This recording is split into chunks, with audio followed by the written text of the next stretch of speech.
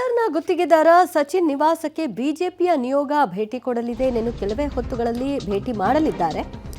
ವಿಜೇಂದ್ರ ನೇತೃತ್ವದಲ್ಲಿ ಇವತ್ತು ಟೀಮ್ ಹೋಗಿ ಆ ಕುಟುಂಬಸ್ಥರನ್ನ ಮಾತನಾಡೋ ಮೂಲಕವಾಗಿ ಇಡೀ ಘಟನೆಯ ಒಂದು ಮಾಹಿತಿಯನ್ನ ಕಲೆ ಹಾಕಲಿದ್ದಾರೆ. ನಂತರ ಸರ್ಕಾರದ ಮೇಲೆ ಒತ್ತಡ ಏರುವಂತಹ ತಂತ್ರವನ್ನ ಮುಂದುವರಿಸ್ತಾರೆ.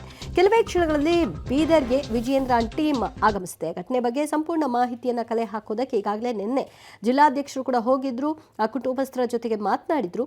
ಇವತ್ತು ವಿಜೇಂದ್ರ ಟೀಮ್ ಹೋಗ್ತಾ ಇದ್ದಾರೆ. ಕೆಲವೇ ಹೊತ್ತುಗಳಲ್ಲಿ ಹೋದ ನಂತರದಲ್ಲಿ ಕುಟುಂಬಸ್ಥರಿಗೆ ಧೈರ್ಯ ತುಂಬೋದ್ರ ಜೊತೆಗೆ ನಿಮ್ಮ ಮುಂದಿನ ಹೋರಾಟದಲ್ಲಿ ನಾವಿದ್ದೀವಿ ಅಂತ ಕೂಡ ಹೇಳ್ತಾರೆ. ಮತ್ತಷ್ಟು ಮಾಹಿತಿ ಕೊಡ್ತಾರೆ ನಮ್ಮ ಪ್ರತಿನಿಧಿ ಮಲ್ಲಿಕಾರ್ಜುನ್. ಎಷ್ಟೊತ್ತಿಗೆ ಆಗಮಿಸ್ತಾರೆ, ಅದರ ಬಗ್ಗೆ ಏನು ಅಪ್ಡೇಟ್ಸ್ ಲಭ್ಯವಾಗ್ತಿದೆ? ಖಂಡಿತವಾಗಿ ದಿವ್ಯಾ, ನಿಜಕ್ಕೂ ಒಂದು ರೀತಿಯ ಏನು ಈಗ ಬೀದರ್ನ ಯುವ ಗುತ್ತಿದಾರ ಏನೋ ಒಂದು ಸಚಿನ್ ಸೂಸೈಡ್ ಕೇಸ್ ಏನಿದೆ, ಈ ಒಂದು ರೀತಿಯ ರಾಜಕೀಯ ಸ್ವರೂಪ ಪಡ್ಕೊಂತಿರುವಂಥದ್ದು. ಹೀಗಾಗಿ ಇದನ್ನ ಒಂದು ಎನ್ಕ್ಯಾಶ್ ಮಾಡೋಕ್ಕೂ ಬಿಜೆಪಿ ಈಗ ಎಲ್ಲ ರೀತಿಯ ಸಿದ್ಧತೆ ಮಾಡ್ಕೊಂಡಿತ್ತು. ಒಂದು ರೀತಿಯ ಎಲ್ಲೋ ಒಂದು ಕಡೆ ಏನು ಸಚಿವ ಪ್ರಿಯಾಂಕಾ ಖರ್ಗೆ ಅವರಿಗೆ ಇದು ಒಂದು ತಳುಕು ಹಾಕತ್ತಿರುವಂಥದ್ದು. ಹೀಗಾಗಿ ಒಂದು ರೀತಿಯ ಪ್ರಿಯಾಂಕಾ ಖರ್ಗೆ ಅವರು ರಾಜೀನಾಮೆ ಕೊಡಬೇಕು ಅನ್ನುವಂಥದ್ದು ಈಗ ಪಟ್ಟು ಒಂದು ರೀತಿಯ ದೊಡ್ಡ ಮಟ್ಟದ ಹೋರಾಟ ಮಾಡೋಕ್ಕೆ ಈಗ ಸಿದ್ಧ ಆಗಿರುವಂಥದ್ದು ಬಿಜೆಪಿ. ನಿನ್ನೆ ಕೂಡ ಬೀದರ್ ಮತ್ತು ಕಲಬುರಗಿ ನಿಯೋಗ ಬಿಜೆಪಿ ನಿಯೋಗ ಬಂದು ಒಂದು ರೀತಿಯ ಸಾಂತ್ವನ ಹೇಳಿ ಒಂದು ರೀತಿಯ ಪ್ರಿಯಾಂಕಾ ಖರ್ಗೆ ಮತ್ತು ಸರ್ಕಾರ ವಿರುದ್ಧ ಒಂದು ರೀತಿಯ ವಾಗ್ದಾಳಿ ನಡೆಸಿದ್ರು.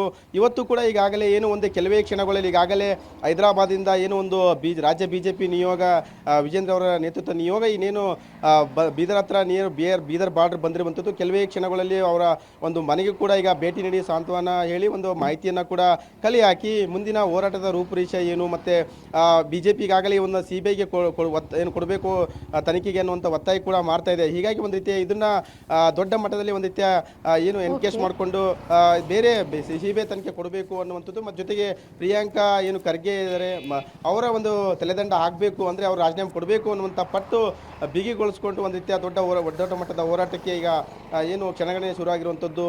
Divya, okay, thank you. ತಮ್ಮೆಲ್ಲ ಮಾಹಿತಿಗೆ ಧನ್ಯವಾದ. ಬಟ್ ಈ ಪ್ರಕರಣದಲ್ಲಿ ಎಲ್ಲೂ ಪ್ರಿಯಾಂಕಾ ಖರ್ಗೆ ಹೆಸರು ನೇರವಾಗಿ ಮೆನ್ಷನ್ ಆಗಿಲ್ಲ, ಡೆತ್ ನೋಟ್ನಲ್ಲೂ ಇಲ್ಲ, ಇದ್ರಲ್ಲೂ ಇಲ್ಲ. ಬಟ್ ಅವ್ರು ಕಂಪೇರ್ ಮಾಡ್ತಾ ಇದ್ದು ಈಶ್ವರಪ್ಪ ಸ್ಟೋರಿ ಕಂಪೇರ್ ಮಾಡ್ತಾ ಇದ್ರು. ಅದರಲ್ಲಿ ಗುತ್ತಿಗೆದಾರ ಸಂತೋಷ್ ನೇರವಾಗೇ ಹೇಳಿದ್ದು. ಸೊ ಹಾಗಾಗಿ ಈಗ ಪ್ರಿಯಾಂಕಾ ಖರ್ಗೆ ನಾನು ಯಾಕೆ ರಾಜೀನಾಮೆ ಕೊಡಬೇಕು ಅಂತ